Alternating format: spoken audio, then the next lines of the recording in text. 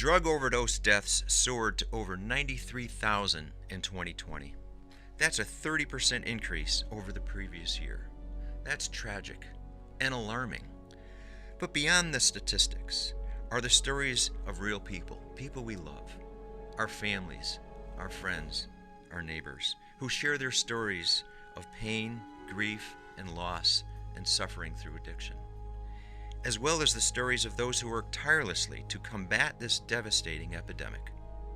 I'm Mike Torville. Join me now for Healing Voices Project.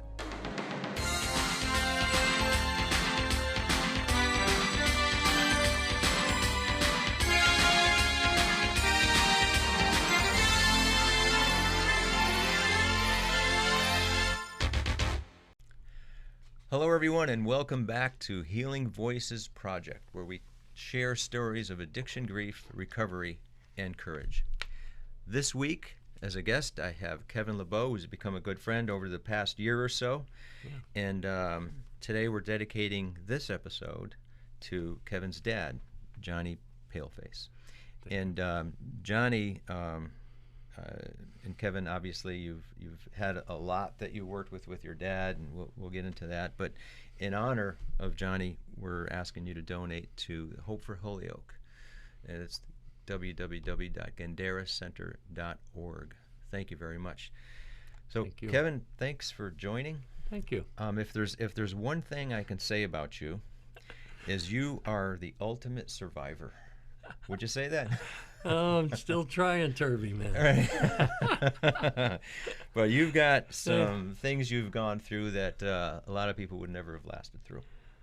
Well, I guess you don't know that until you find that some sort of as they taught us in the program of AA and through Christianity, a higher power, because by myself I would never be here.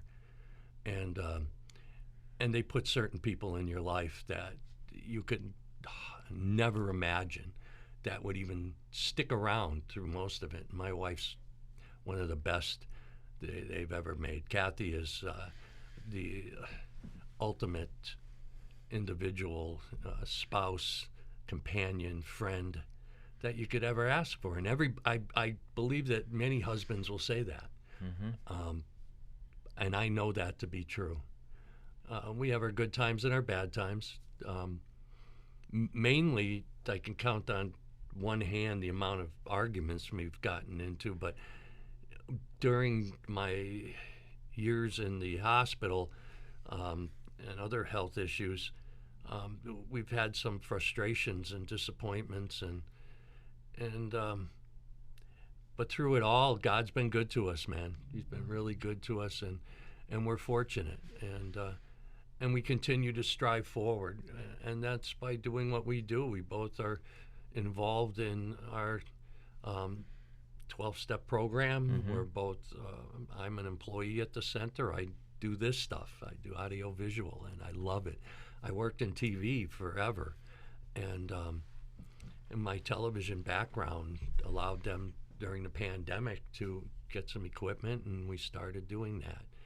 My wife has been at the same job for 26 years, and it's just been a crazy ride. And I guess there's been from getting sober to knee operations to hockey playing to heart transplant, and then finally the car accident, which really set us back for the last 4 years. But we keep moving forward. That's what we've been taught. My dad's always said, if you're not moving, you're not moving. Mm-hmm. And so that's what I've always done. Bob Dylan had a variation of that. Yeah. He said, "He's not busy being born, is busy dying." So that sticks with me. We're about the same age, and we have a longer history. You're 32? Yeah, you could tell. 32 times 2 almost. Yeah, there we go. But we've gotten to know each other more over the past year or so, but even before that, I think we played hockey with each other, or against each other, probably. We probably did during the years that we went to the same hockey school. Right, we found that out. That was in 1970. Pecumtuck Hockey School right. in Chicopee, and used to love playing all the time. Yeah. And then that went away after time. Mm-hmm. It's not a game that we last forever, and I didn't. My legs gave out, such as probably. Right, yeah, my knees gave out. Yeah. You skated this year, though. That's a big difference than me. I did. Not competitively. No, but you have a pond. Just leisurely. Little pond hockey. Yeah. And I needed my stick to hold me up. I can barely get down the hall to come in the door. Well, you've been through a lot, so. Yeah. Well, and when you go back to your teens and your 20s, where a lot of this started and the seeds of different addictions took place, you want to talk a little bit about that, with your how it all started? It's a crazy thing because, alcohol wasn't very big in my family, but it was one of those things that were mostly a social thing. Yeah. I was an egghead when I first, I loved school. I loved science. I had my own chemistry lab. I was at the top of the list every year in my class, and then all of a sudden, hockey took a second interest, and these kids brought this stuff out on a table and said, "Try some." And when you press my foot, my mouth opens, and things started to happen. And at that time, you forget the importance of other things, and that's why they call it an addiction, because it is so. It grabs you slowly. There's a progression to this. Mm-hmm. And now practices didn't matter, and ball didn't matter, baseball. And my Uncle Jimmy, who was a great influence in my baseball career, was a pitcher. And I remember him telling me, never lose focus on what you love. And he loved playing baseball. And he was in the Chicago Cubs farm system. He was ready to go in, and my Auntie Pat got pregnant. And he was 16 and she was 15. So he did the right thing. And he lost that whole thing. And every Christmas he'd get drunk, and I could have been a contender, And it bothered him forever. Until the day he died. He'd talk about it every year. He'd pull the contracts out. But he wasn't an alcoholic. It was his time to do those things. At that time, it was like his own little area to feel that remorse. But he never, ever said that he did the wrong thing. And I can't say that, because I did the wrong things. I gave up on things that could have made me something that my parents would be proud of, instead of local man on the front of the newspaper all the time. Local man does this, or local man does that. And I wasn't one where, my mom would go through the grocery store and everyone said, "Hey, your kid's doing great." Mm-hmm. They'd do the old turnaround and try not to talk. And I didn't really think of how that affected her in all those years, and infected my family and my father and everything, and that I would turn into something that I would never, ever think I would be. Well, you didn't think about them. You thought about yourself, right? Yeah, I was a self-centered, selfish individual. Yeah, and that's not unusual. No. It becomes a different thing later on in progression, that we rely upon each other as alkies. When I started living under the bridge, we'll go up to there right now, that we became a community, because we were all the same. The Under the Bridge community. Right. That was just your new family. The Amana condos, the cardboard boxes. And thank God I wasn't there that long, but that's how the progression gets you from being a kid with aspirations of being a superstar in his own mind, to losing every friend you thought you had, to only gain friends that you wish you never had, to taking hostages in your life. And I loved my wife at the time. In AA, you can say that. the wife at the time, because we go through so many, because they can only put up with you for so long. Yeah. And then they got your game. Well, you said something about losing interests in things. It could be sports or hobbies that you start to lose interest because it's not as much a priority, because what becomes the priority is the drugs or the drinking, right? Alcohol. But it's not only losing interest in those activities, but it's in people, in the connection to the people. You no longer care about this person or this person like you did, because you become more selfish, and you begin to detach emotionally from people as well as your other activities. Al-Anon tells you that you detach with love, and that's how they taught. And my dad was in AA. He died at 97, and he would have been 60 years sober. But he knew deep down inside he could not do anything. He had no human power to relieve what I had, and that I had to go through that pain. And he knew also that I was either going to make it or I was going to die. And he was already ready for that. My mom was an Irish woman off the boat, and she talked to the bro and hit you with a stick, and she'd go through rosary beads like Amazon would send them today in bundles, and she'd just wear them out. And I'd come through the door staggering and dropping the drugs on the ground, and she'd go, you drop that, and I'd hear her cry. And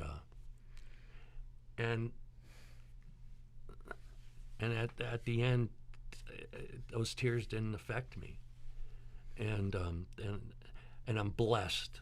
And I know we're playing ping pong with this story a little bit, but I'm really blessed to have been able to kneel by her side when she passed. And I wouldn't have done that unless my dad gave me a good start and allowed me to do that. And introduced me to some quality people.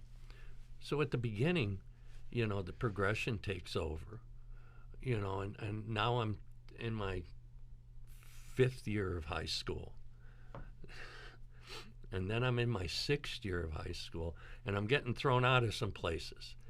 I'm driving my car across the soccer field at Granby High, and they don't like that. And they told me they didn't like that.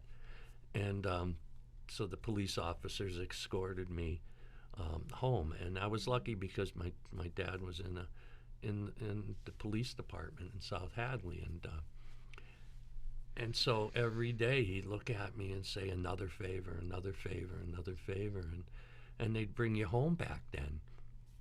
And I'm hammered or driving on the wrong side of the streets, and it's just becoming a habit where now I'm an annoyance. I'm not. I'm more of a dependent on him. And finally, he said, "That's enough." And this is in your 20s? Yeah, I'm just about 20, 21 years old. I'm working still through all this, so I'm functional. But also, I'm becoming unfunctional to the sense that not long after that, I'm walking in with 14 W-2 forms, and I got a drawer full of resumes from, pumping gas to rocket scientist. I'm a chameleon. I could change my colors at any time. And I could probably bullcrap my way through enough to get by, because I wasn't stupid. And then all of a sudden, it just started to end. I remember just losing everything, losing my jobs, my cars, and then I had to go out and search for the ultimate person that would make that all happen again. And she happened to be in the wrong place at the wrong time. And I don't regret anything, because we've got 2 beautiful children who today understand what this is all about. I was able to tell them my story. How's your relationship with them now? It's not the greatest, I'll be honest with you. And I pray every day that in time they will be able to make their own decisions. My son's a knucklehead like me, at his age. And my daughter has a family and is a great mother, and and it's hard, but we've worked through some things, and we communicate a little bit on Facebook, but face-to-face stuff, she still holds some resentment. So when you think you're out there not hurting anybody, it comes back to you 100 times. And then, why won't you talk to me? Why? And I should be going, I don't blame you, man. I don't blame any of you. Yeah. Well, you think also, too, with your parents, and it's reversing the roles, and you sort of understand from both perspectives now. Yeah, my dad got sober in 1960. I was born in 1960, so I guess I sobered him up. And we had a great life. We always had what we needed, and sometimes what we didn't need. We were always taught, though, to work. If I needed a hockey stick, I had a paper route, and we'd schluck over to Holyoke Sporting Goods and pick a $5 one out of the box. But we worked for everything. But then again, my dad was consumed in other areas, and he never came to one of my hockey games in all those years. I don't know why. Maybe that caused a portion in me. I've been working on that to not really care about certain things. And so I went, even after my son started to play, he fell down, he cried, he didn't want to do it anymore. And I said, okay, you don't have to play this. So we played baseball, and I went to the games, and the divorced family routine, and there you are on your side, and there they are on their side, and you don't talk to each other, and the kids don't know where to go, and it's tough. It is tough, and so we made it through all of that, and my ex-wife and I are good friends today. That's great. Yeah. Really, yeah. And then that helps with the kids, obviously. That hopefully helps to connect. There was a day she came back, she pulled in the driveway, and we were talking, and she said, come home. And I said, no. I said, scars are too deep. You could never trust me again, and I wouldn't put you through that if I had a relapse. And I said, you'll find someone much better than I. And she did. Her husband, Marty, is a fabulous guy. He's a hard worker and entrepreneur. He's a chef, and he's everything that I could never have been. And now I'm happy for them when I was mad before, because I had no recovery in my life. Plus, you're human, and it was your wife, it was your ex-wife. That's hard. Now, you told me a story when you and your wife were separated, and you hadn't seen the kids for a while, and you wanted to prove that you could handle the kids for a day. This was your outing at Chuck E. Cheese. Yeah, holy mackerel. That's a tough one to get through sometimes, because when I think about it, it's the insanity. Well, and why I was asking about it, because it sort of shows how sometimes when you hadn't been drinking for a little while, and then something, even after a period of sobriety, after a period of saying, I can prove to my kids and my wife that I can handle this and I'm past all that, but then it takes just a tiny little trigger. And it's a blink of an eye. It's a friend of mine in AA used to say, snap your finger and that's how fast it can go away. Yeah. And that's why we're so diligent every day on what we do and how we do it. And we stay in the middle and not on the edge to fall off. And my kids were taken away from me. I was living in a condemned building, drinking Sterno out of cheesecloths and stealing pretzels off of bars. I was stealing the vanilla extract out of the stores. That's why they put them behind the counter now. And NyQuil on the rocks, and my life was right at the bottom of bottoms.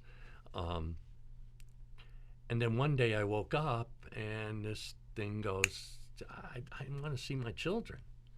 I got nothing, but I'm going to try. And that's when I went on that abstinence, as we would say. And how long were you?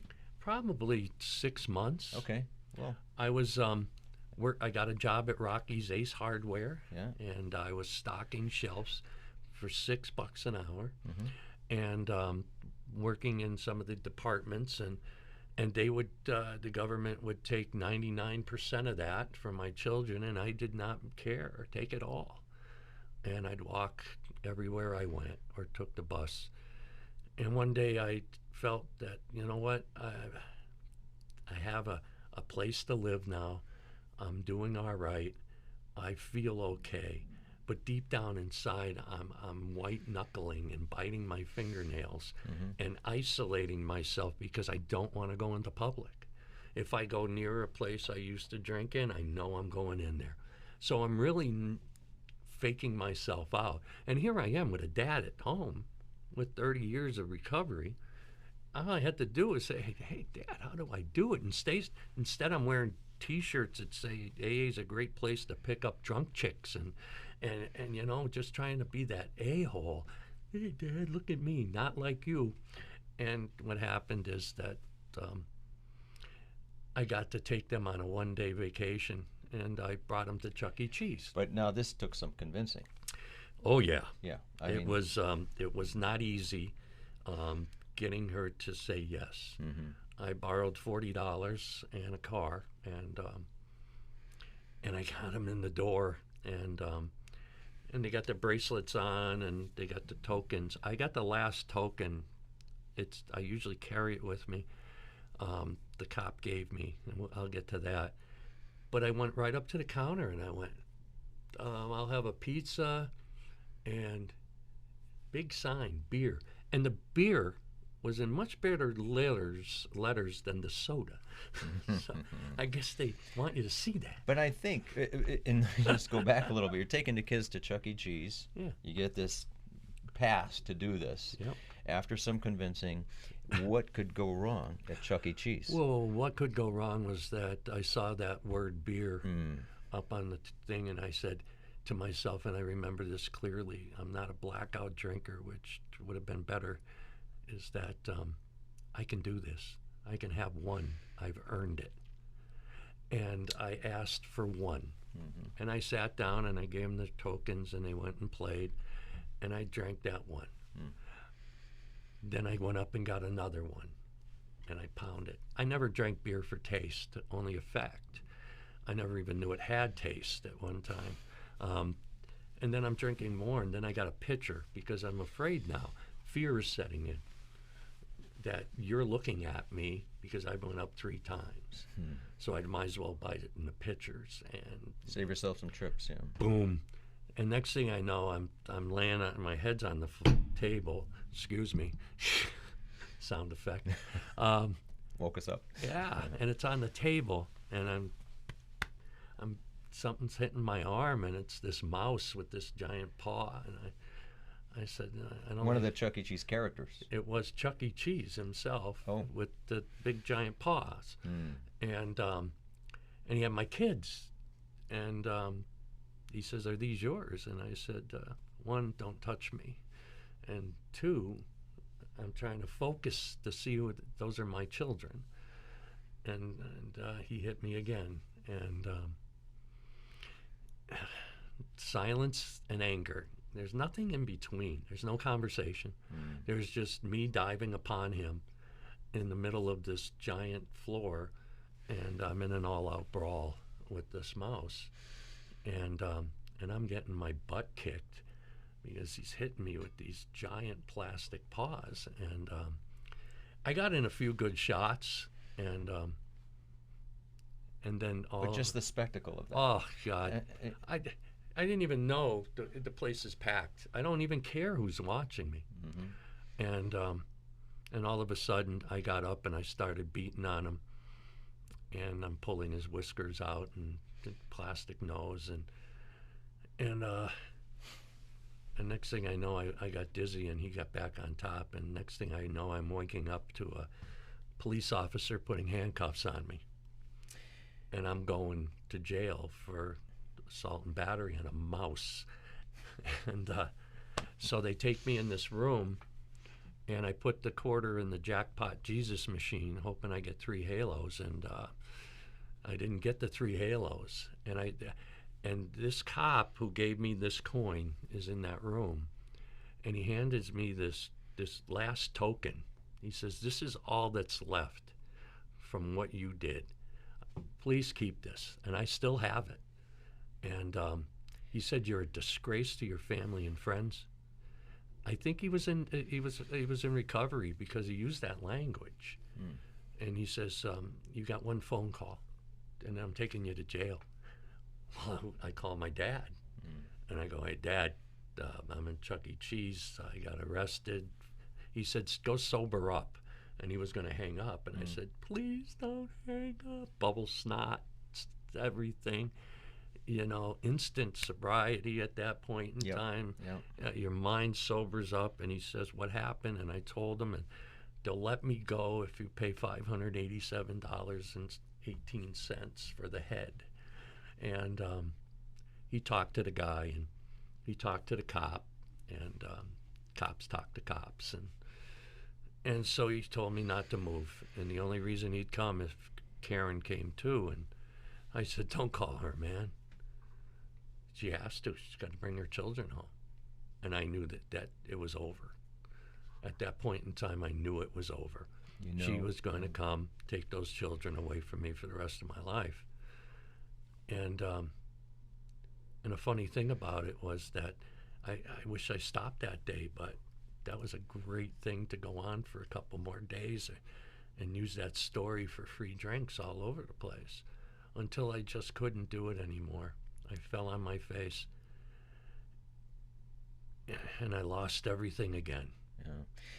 And with that story, I mean, I hate to say there's a comedic aspect to that, because I just picture it and you rolling around with this mouse, and I think, okay, but it's aside from that, it's not funny. But the thing is, that one finger snapping moment where you see that sign, you say, "I'll just have one," and you think about that split decision and how it affected the rest of your life, the rest of your kids' life, because it's traumatizing for everybody. It's traumatizing for you, for the kids, and that doesn't go away. And that's important that you say that, because they were laughing at first, thinking it was a show, until they put them in the other room and they separated us.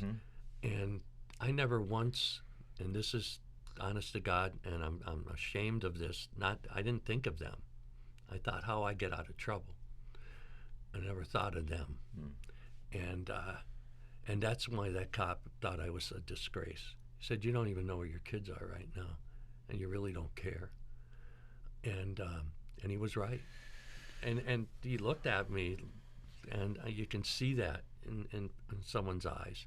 Yeah. So the long story short, I had to go back and make amends to that mouse, and later on in recovery, because it was a closure.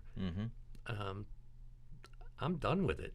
It's a funny story from the podium, but not from my sponsor's point of view. And so I'm just moving ahead, because it's important that I did that, because I'll always forget to say that. Yeah. So I walked in, and I said to the manager, "I need to talk to your mouse." And he looked at me like I had 7 heads. And I'm looking around for wanted posters, and I've got a restraining order against me in every Chuck E. Cheese in the world at this time. And I find out I'm not the only one that has ever done this and gotten into these problems and at these restaurants. And I'm going, I says, "I'm a member of Alcoholics Anonymous. And through the 12 steps, I need to make amends for the wreckage of my past." And so he goes, "Go for it, man, because I remember you." And I said, "Not a great remembrance, but thank you." And I walked up to the mouse, and he said, "Remember, it's not the same person. It doesn't matter. There's a grumpy old guy sitting on a car out there who wants to see me do this, and I need to do this." And that was my sponsor, Abe. So I walked up to the mouse, and I went, "If I've harmed you in any way or rented space in your mind, I truly regret my actions, and I hope to do better." And through the cage, I hear, "What the are you talking about?"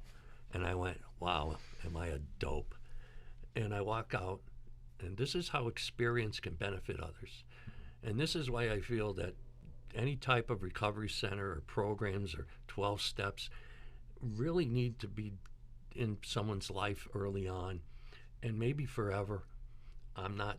For me, it's forever, because he looked at me and he says, "How do you feel?" And I said, "I feel like a, hole." And he said, "You didn't that day with 200 people around you in the middle of a floor while your children cried." And he could just say that in a way that just says, "Okay, man, that's why I'm here today." I didn't want to go to that place. So that's my experience through the whole program of AA. I'm living under a cardboard box, and if I always said, well, I could survive anywhere. Try surviving in those streets. That's a war zone. Mm-hmm. You team up. One guy goes out, one guy sleeps, one guy goes out. You don't cross can lines. A friend of mine had his throat cut across from the Civic Center over a bottle of wine. And those are the things that I remember. And I remember putting a nickel in the phone and being done. I got my shopping cart and it's all hooked up, I got one of the top shelf Cadillacs of shopping carts, Mm-hmm. And that's where my life was. You remember there's a picture of you holding that sign. Money needed for alcohol research. Right. And I made a lot of dough with that in the middle of Springfield. Mm. But I was in the war zone, and I've had it. I was done. You said you made a phone call. I made a phone call to my dad, mm-hmm. and he answered the phone, and I said, "Dad, don't hang up. I need your help." And I just stole his television about 2 weeks before, and when he was on the phone, he made sure he told me that I left the remote behind like an idiot. And he says, "You're not even a great thief, never mind a drunk." And I laughed for a moment. And then he says, "Your mom's dying." And she was. She had terminal cancer. I didn't really care. All I cared about was a $20 bill she taped to the door every so often. And at the end, they told me not to come back. Never come here ever again. And he came and got me. And he came and got me as a member of Alcoholics Anonymous. He didn't come and got me because he was my dad or he loved me or he missed me. He came and got me because there was some portion of his life that became a responsibility pledge. When anyone anywhere reaches out for help, I want the hand of AA to be there. And for that, I'm responsible. And he pulls up in the car, and I'm scared to get in. He says, "Kid, get your butt in the car." Mm-hmm. And I said, "Where are we going?" He says, "I'm taking you somewhere." And he took me to Corey Hill in Westfield. At the time, it was a rehab center. And the funny thing about that was I'm in the car, and I keep saying, "I'm sorry, Dad. I'll do better. I'm sorry." He says, "Don't call me Dad. I'm not your father. I'm a member of AA, and I'm here because somebody did this for me. If I was your dad, I'd put a bullet in your head." And I lost it. Mm-hmm. And he said, "I'm serious." And he says, "When you get out of here, you better pray that your mom's still around so you can go talk to her." And I spent 28 days in Corey Hill. And it was old Army cots. And I remember going in, and they're going through my American Tourister glad bag luggage, and with the yellow handles. I had it made. And they're taking things out and telling you can't bring this in. And they're bringing me to a room, and a kid comes in, and he's got like a Thurston Howell accent to him. "These accommodations are appalling." And I'm going, "These are 5-star hotels for me, pal. Me and you, we're going." And we became best friends at the end. Mm-hmm. Because we worked on that barriers that kept from Yale to jail, from the outhouse to the penthouse. That's true. Mm-hmm. Doesn't matter where you come from. And I remember getting out of there, And I was scared when I left, scared. And instead of going home to see my mom, my dad took me to the noontime meeting in Holyoke. Mm-hmm.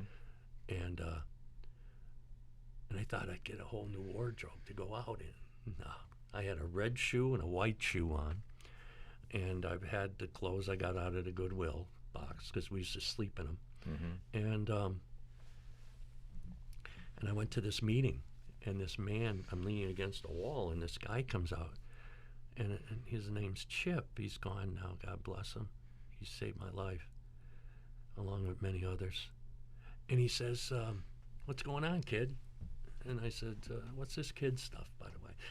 And that's what the old-timers used to call the newcomers. And he says, you want to talk? And I said, yeah. And we talked. He talked to me on a level that was equal.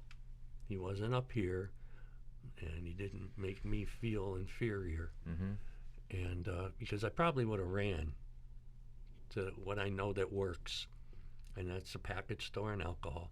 Whether I got to steal it, pay for it, do whatever I got to do, I'm going to ingest it because it takes away that pain. And he just talked to me. I remember him giving me a job, cleaning up and typing a little newspaper. And I come to work one day, and there's a shoe box, and I open it up, and it's a brand new pair of sneakers, man. And it says you can't go a lot of miles on a bad set of tires. Mm-hmm. And I'll never forget that because I wept, because how could someone be so nice to me when I'm such a bad person? And I learned that I'm not bad, I'm sick. I'm a sick guy. So I met my sponsor that day, Abe. You mentioned Abe, and your initial relationship with Abe went off to a rough start, right?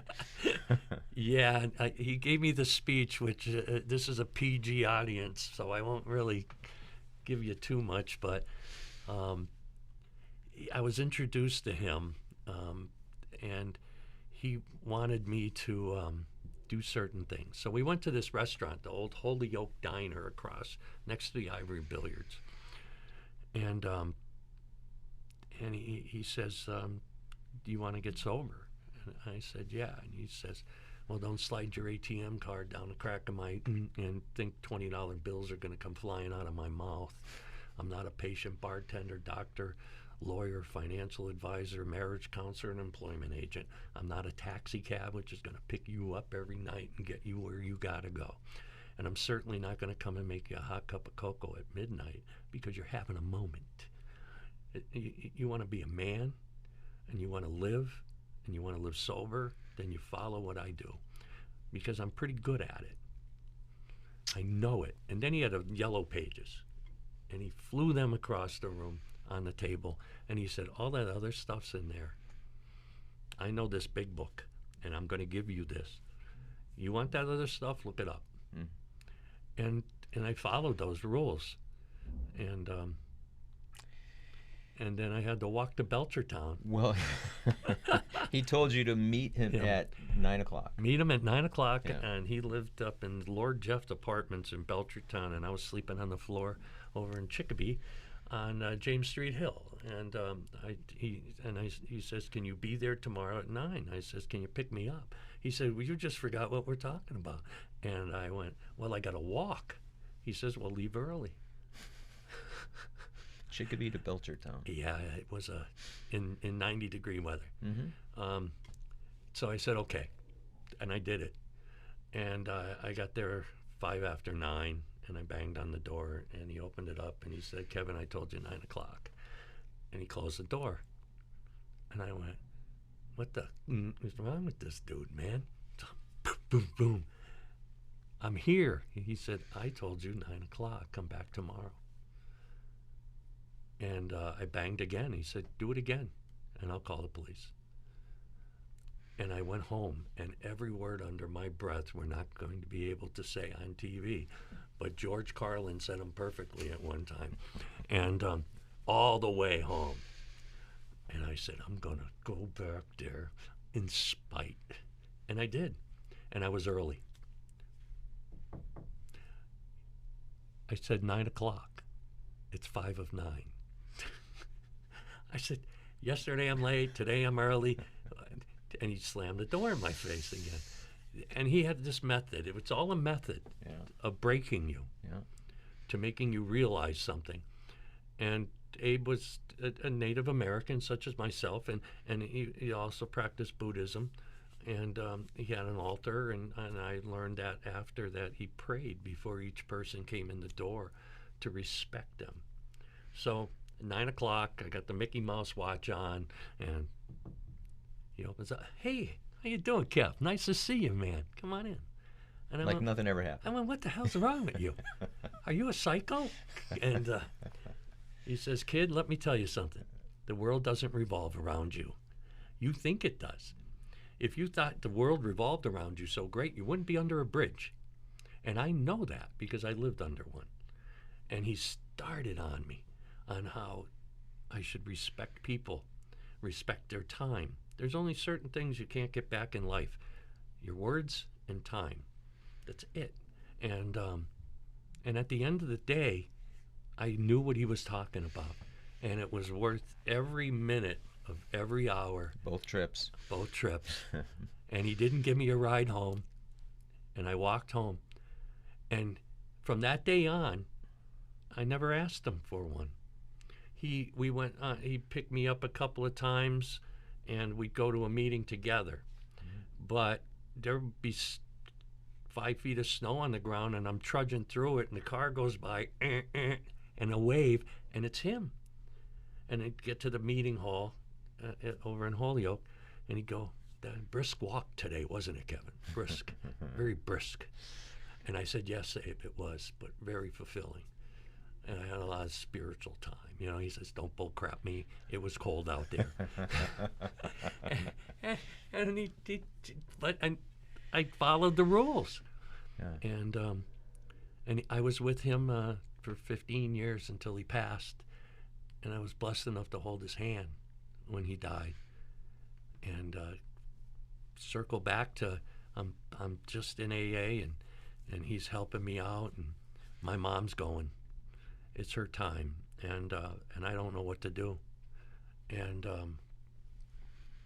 so he says, we're going to do what's called a 5th step. You're going to go tell your mom exactly what you did, how you feel, and make amends. And I knelt down by the bed that was in the house, the hospital bed, and I'm looking at her and I'm crying, and I'm going through my head all the stuff I did, all the things I did to her and stole. I stole her pocketbook while she's in a wheelchair, and she has no idea what alcoholism is, but I thought, but she did know what alcoholism was, and she knew about forgiveness and God, because she was a very Catholic woman, and I just said, Mom,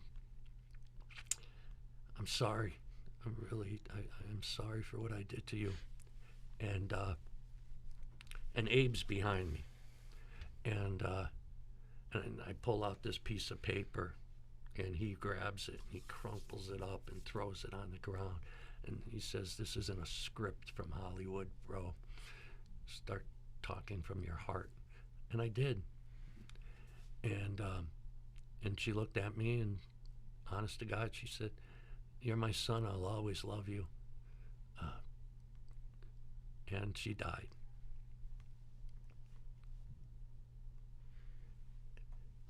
So I got up, and I didn't know what to do. And Abe gave me a hug, not one of these little bro hugs, but I could feel something. He never did it again. But he did it that day. He's told me he loved me twice in his life. And he said, I love you that day. He says, I love you. And you know what to do now. And he walked out the door. He walked by my dad, and my dad waved at him. And he shook his head to my father, which my mom was gone. And my brother from Colorado got up, went in the room, and I went by my father and said, I got to go to a meeting. And my dad said, okay. And I walked over to the noontime group.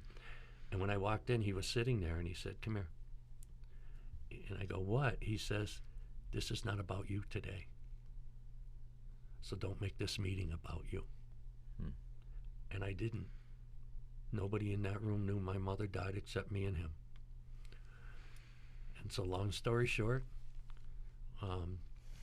she's at St. Pat's Church, and I'm sitting in there, and I'm ready to go to the package store right down the street and give up. I'm all done. And all of a sudden, these cars start pulling in, and there's like 35 people from that noontime group that never really knew me. They don't know who I am. Mm-hmm. I've only been going there for like 3 or 4 weeks. Mm-hmm. And they all came in, shook my hand, gave me their condolences, and told me they'd be here. I didn't know it. 90% of them, I did not even know their name. And that's how I started to know that this stuff works, Mm-hmm. and how it works. And how many years now have you been sober? 29. Wow. Just as my dad would say, you wake up today and you go to bed tonight. That's long enough for today. And since then, and we won't have the opportunity today, anyways, we'll have to get into it, but you had a really bad car accident. You had a heart transplant. You had other surgeries that you've come out of, and now I think stronger because of it, to say the least, because you've just gone through a lot of things that you came close to not surviving. The remarkable thing is that everything led to something that led to something that led to something that needed to be led to. Mm-hmm. A knee replacement that led to a heart attack, which led to a bypass, which led to 370 days in the hospital waiting for a heart transplant, onto an LVAD, and 18 months on a machine called a left ventricle assist device. And through that, back in for the transplant. And then from there, getting back on my feet and back to work, and things are going good. And a guy drives down the street, reaches for a cell phone, and forgets that there are people in front of him. And I go through a car window and suffer a level 5 concussion. I couldn't talk, I couldn't write, I had to learn everything all over again. And just when we started to get back our lives, my wife just goes, "God, what's going on, man?" Mm-hmm. And it's affected her and her faith. And it's affected my faith. And I'm glad that Dennis and Debbie are in our lives the way they are, because some days I just want to scream at the top of my lungs, "Why did you do this?" But we never know why. All we know is that all the words that go into your book over there save lives, whether they're from someone who has a worse story or a great outcome to a person who doesn't make it. Mm-hmm. Those words save lives. And if you read those words and you live those words, you relate to those words. Maybe Earth people are a little different until we can show them. And I don't take that wrong, people. I just look at some people who look at us that, our disease is different than others. And but it's still a disease. We're good people in a bad situation. And all you got to do is drive down any main street in any city in this country today, and you'll see what's going on. And you'll see how bad it is. And you'll see why it's important that we continue to do this work. There's days we take our work home. You talked about the days that you had crying from writing your book. Mm-hmm. We go home and cry for those that we can't save. They just, 1 out of 100 is a coin flip today. Mm-hmm. And that's tough.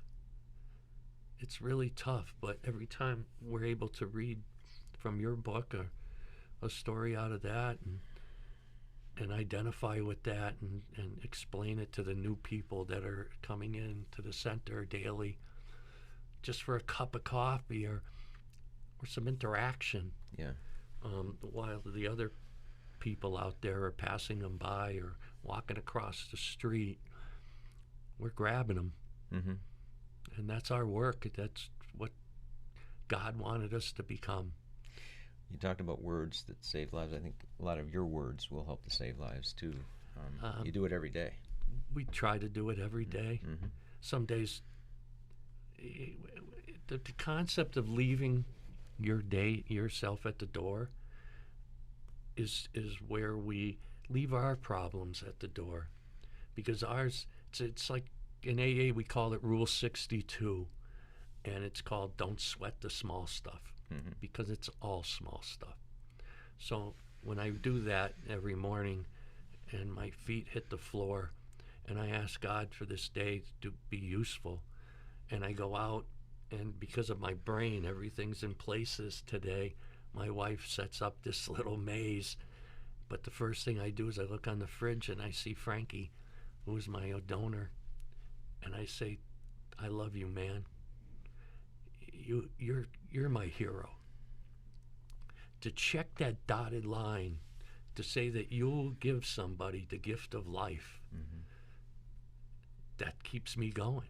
God intended me to keep going, and I thank Frankie every day, and I do not miss thanking him and talking to his son Bentley, Mm-hmm. who's now like my donor son, and he's getting so big, and Sue, and we lost Frank, who is Frankie's father this year, in a motorcycle accident. A courageous individual who had more love in his body.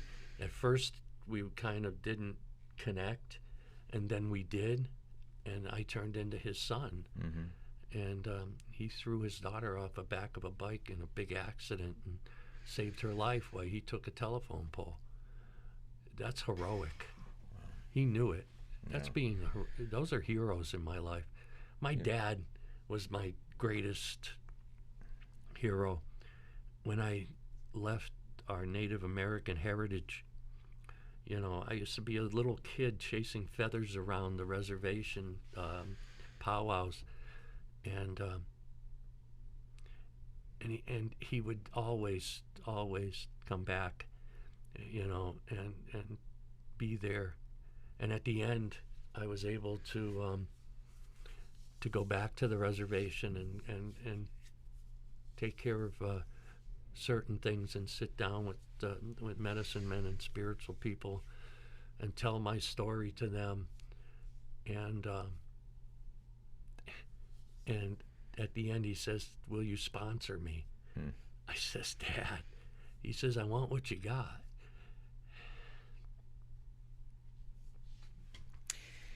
See, I think you, with what you're doing, are an inspiration to a lot of people, more than you know.